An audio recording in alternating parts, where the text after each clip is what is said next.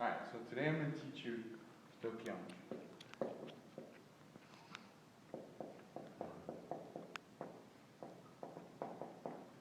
To understand stoichiometry, you need to know the mole concept. It's very important. Without this, you can't do stoichiometry. Mole concept is basically this. The way I learned it is, it's how many. And I know you heard that a lot before, but if you remember that, you always remember. Moles. Go 6.023 molecules.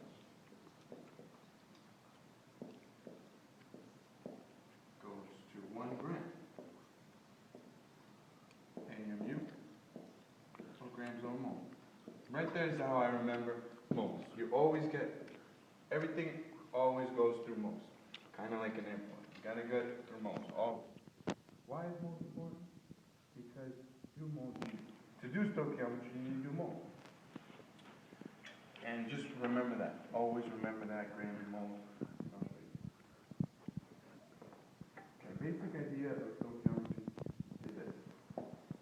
This is probably the most basic one. These things right here are called the coefficients. These describe how many, kind of like the moles, how many of A there is, how many of B there is, how many of C is. That's the coefficient. These coefficients are always in moles. Always in moles. Always. It can't be grams, always in moles. It's very basic. It's very basic. Always in moles. It's the example they say 2 cups of sugar equals or makes 4 pieces of brownies. That means the coefficient. It takes 2 cups to make 4. If there's 4 cups, it makes 8 brownies. You can never say there's 38 grams makes 50 grams. It just doesn't make sense. You just don't use it. Alright? To better explain, I'm going to do examples. We'll look over here.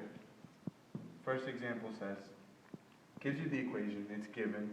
In one reaction, they give you 0.32 moles of CiCO is produced. How many moles of molecular chlorine were used in the reaction? This is probably the most basic one that you'll see, but it's the most fundamental. They give you moles. So you go back, remember the mole concept, I erased it, but it's easy. I'll show you. They give you 3.2 moles. That's given already. And always label because it's better to see it out. You want to cancel the moles. You want to cancel. So what do? You see in this equation, the ratio is 2 to 1. 2 Cl2 to 1 SiCO4. So that means you put the 1 mole here.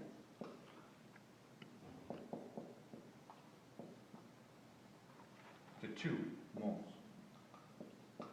of CO2. Then you just basic multiplication gives you 0.64 moles of CO2. And that's your answer. That answers how many moles of molecular chlorine were used in that reaction. How many moles? Basically ratio. Now I'm going to show you another one where they give you grams. So we'll do example 2. It says, they give you again the reaction. It's a big equation, but if you read it, you'll understand. What is the minimum amount of KCN in moles needed to extract the mole? So it says the minimum amount of this to extract this. Basically, you're given 2 reactions. So you just do, basically start off with the given, which is 33.2 grams of AU. Now it's not molar ratio. There's another step before you do molar ratio. So you do 1 mole, because that's what you need. That's why molar concept is very important. 1 mole is over grams of AU. That cancels the grams. So, you're back in moles. Easy enough. Now, what do? The ratio, the same thing. What's the ratio? It's 4 AU to 8 KCN. Right in here. So you have 4 moles of AU to 8 KCN. Moles.